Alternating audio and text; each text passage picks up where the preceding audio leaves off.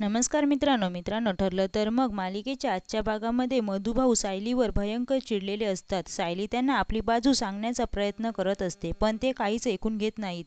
जिला आपण स्वतःच्या मुलीप्रमाणे वाढवलं, तिने एवढा मोठा विश्वासघात करावा हे मधुभाऊंना पचत नसतं.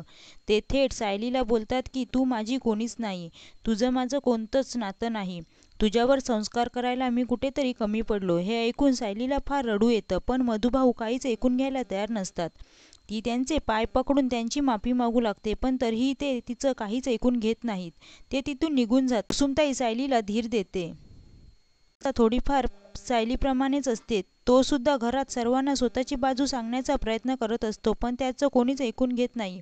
कल्पना त्याला म्हणते की तू जर आता असं म्हणणार असशील की मी जे पेपर पाहिले ते खोटे आहेत, तर मी ऐकून घेईन, पण तसं तू आत्ता बोलणार नाहीस.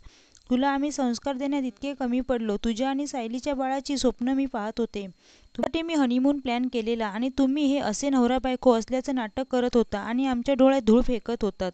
त्यानंतर कल्पना स्वतःला खोलीत डांबून घेते. घरातले सगळे तिच्या पाठून जातात, तिला बाहेर बोलवत असतात, पण ती काही कोणाचं ऐकत नाही. अर्जुन सुद्धा बाहेरून तिला हाका मारत असतो, पण त्यावेळी प्रताप त्याला अडवत म्हणतो की आता तू हक्क गमावला आहेस.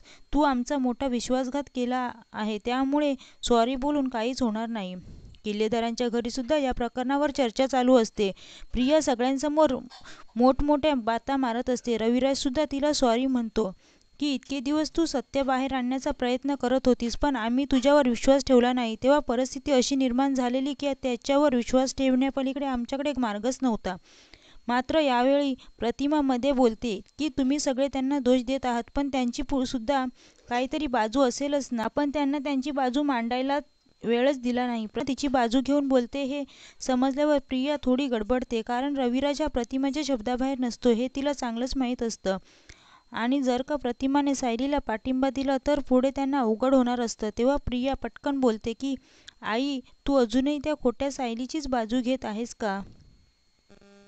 दुसरीकडे सायली रडून रडून डोळे सुजून बसलेली असते. कुसुमताई तिला बोलते की ती प्रिया इतके दिवस तुमचं भांडं फोडण्याच्या नादात आहे, तरीही आपण तिच्याबाबत एवढा गाफील कसं राहिलो. तेव्हा सायली म्हणते की यावेळी आपण प्रियाला दोष देऊन चालणार नाही. तिने काहीच खोटं सांगितलेलं नाही. चूक आमची आहे, आम्ही सगळ्यांना फसवत होतो. त्यानंतर ती पुन्हा रडू लागते.